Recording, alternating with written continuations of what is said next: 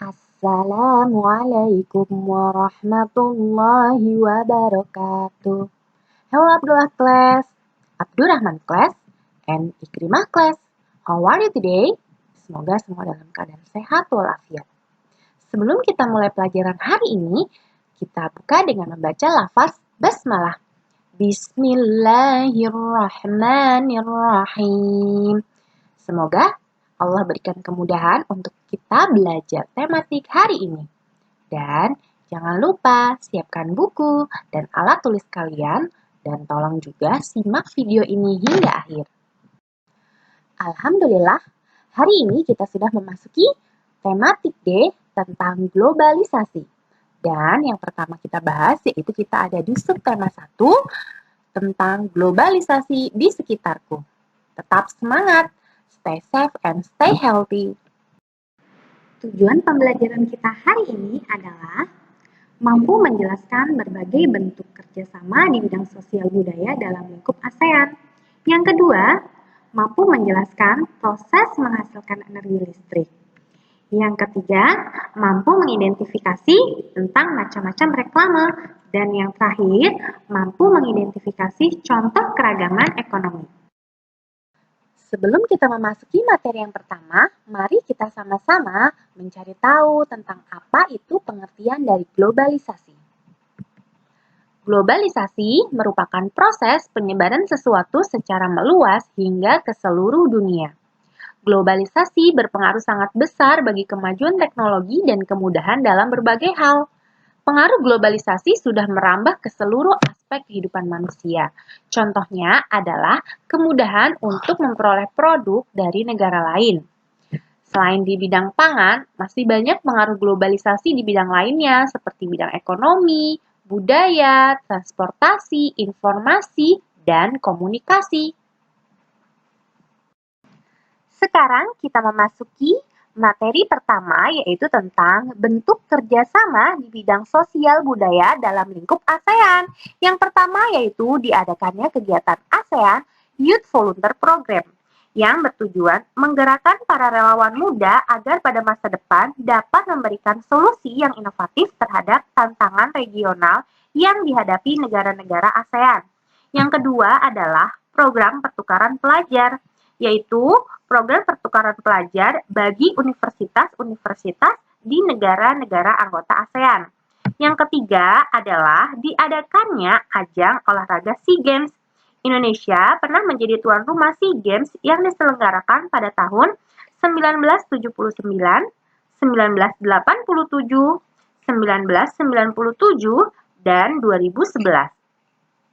Yang keempat, dibentuk Komite Budaya dan Informasi bernama Komite on Culture and Information yang bertugas untuk meningkatkan kesadaran ASEAN serta memajukan identitas regional dan solidaritas di antara penduduk di kawasan Asia Tenggara.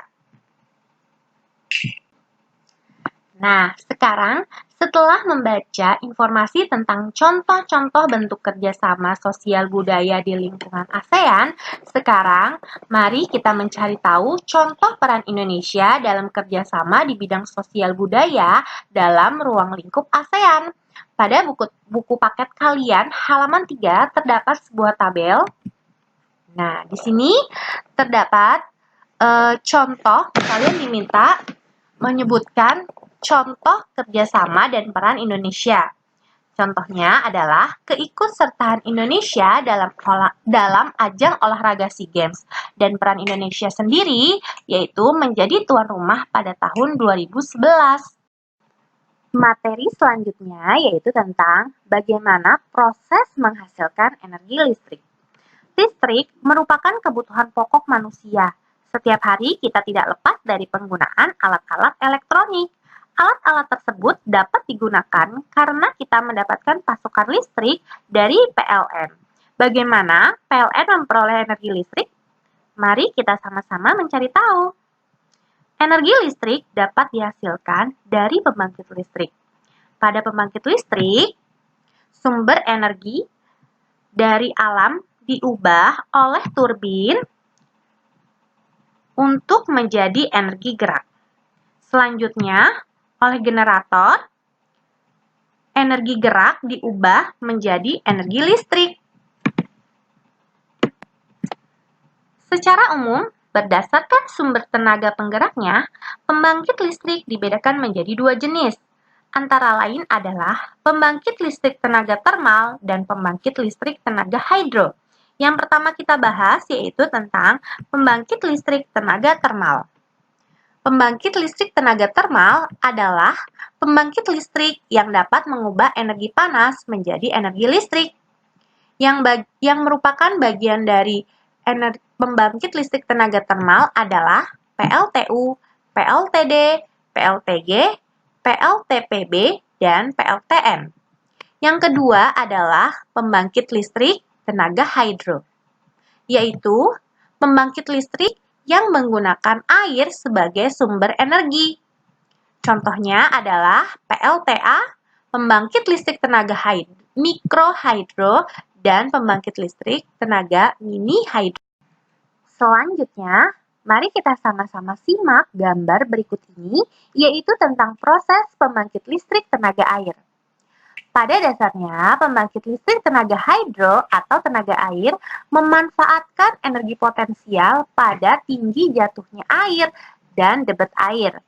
Semakin tinggi jatuhnya air, maka semakin besar energi potensial air yang dapat diubah menjadi energi listrik. Energi potensial tersebut menggerakkan turbin sehingga terjadi perubahan dari energi potensial menjadi energi kinetik atau energi gerak. Semakin besar debit air atau derasnya aliran air, maka semakin besar energi yang dihasilkan untuk menggerakkan turbin. Gerakan kincir air pada turbin menggerakkan dinamo atau generator yang kemudian membangkitkan listrik. Selanjutnya, terjadi perubahan energi gerak menjadi energi listrik yang kemudian disalurkan ke rumah-rumah melalui proses transmisi listrik. Nah, seperti itulah proses pembangkit listrik tenaga air hingga sampai ke konsumen.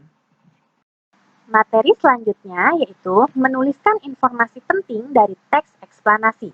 Sekarang kalian dapat buka buku paket kalian halaman 6 dan 7.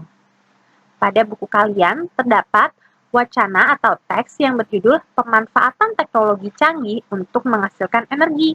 Tugas kalian adalah menuliskan informasi penting dari teks eksplanasi tersebut. Bagaimanakah cara menentukannya? Yang pertama, kalian membaca dulu teks tersebut dengan seksama. Kemudian, kalian tentukan topik yang dibicarakan pada teks eksplanasi tersebut. Selanjutnya, kalian menentukan informasi penting dari setiap paragraf pada teks tersebut. Nah, seperti itu. Pada buku kalian, halaman 8, terdapat sebuah diagram. Di situ terdapat pernyataan umum.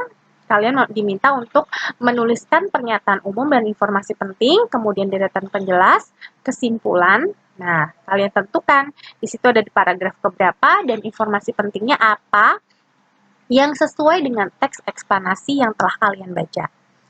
Sekarang kita dapat jawab sama-sama, ya.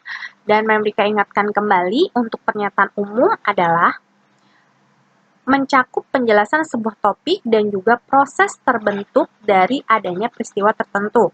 Itu cara menentukan pernyataan umum. Yang kedua adalah deretan penjelas, adalah berisi penjelasan tentang tahapan peristiwa yang disusun secara bertahap dari awal hingga akhir.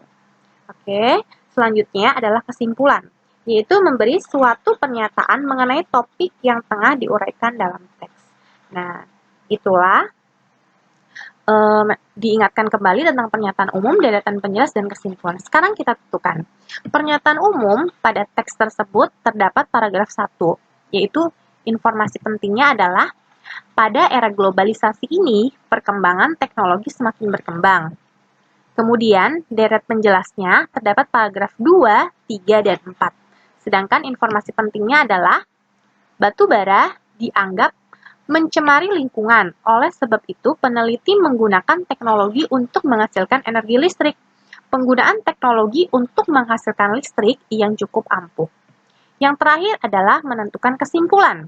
Pada teks eksplanasi tersebut, terdapat pada paragraf 5.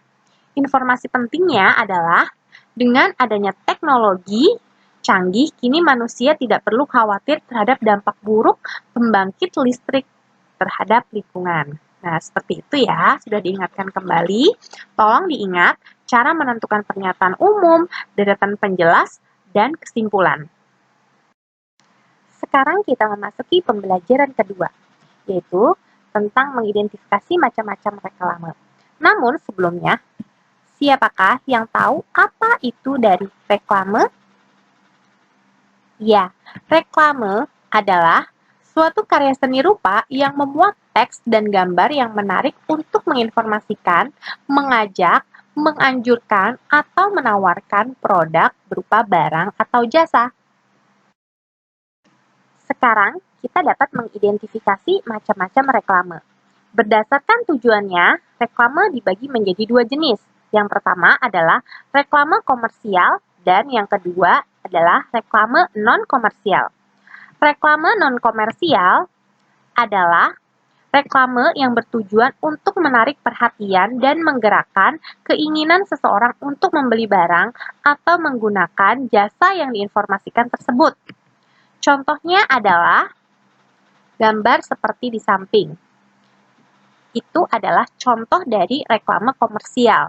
Oke, selanjutnya yaitu reklame non-komersial adalah reklame yang bertujuan menyampaikan suatu informasi kepada masyarakat, biasanya disampaikan oleh pihak pemerintah atau lembaga swadaya masyarakat untuk menggugah kesadaran masyarakat mengenai sesuatu hal. Contohnya seperti berikut ini. Nah, gambar ini merupakan gambar reklame non-komersial. Sedangkan gambar reklame komersial itu berupa iklan yang dapat menggerakkan atau dapat menarik perhatian seseorang untuk membeli barang atau menggunakan jasa dari informasi tersebut. Sedangkan kalau yang non-komersial itu disampaikan oleh pihak pemerintah atau lembaga swadaya masyarakat untuk menggugah kesadaran masyarakat mengenai sesuatu hal. Nah, itulah berdasarkan tujuannya. Sedangkan berdasarkan pemasangannya, reklame dibedakan menjadi reklame luar ruangan, yaitu yang dipasang di luar ruangan, dan reklame dalam ruangan yang biasanya dipasang di dalam ruangan. Contoh yang dalam ruangan misalkan adalah di supermarket, swalayan, seperti itu ya.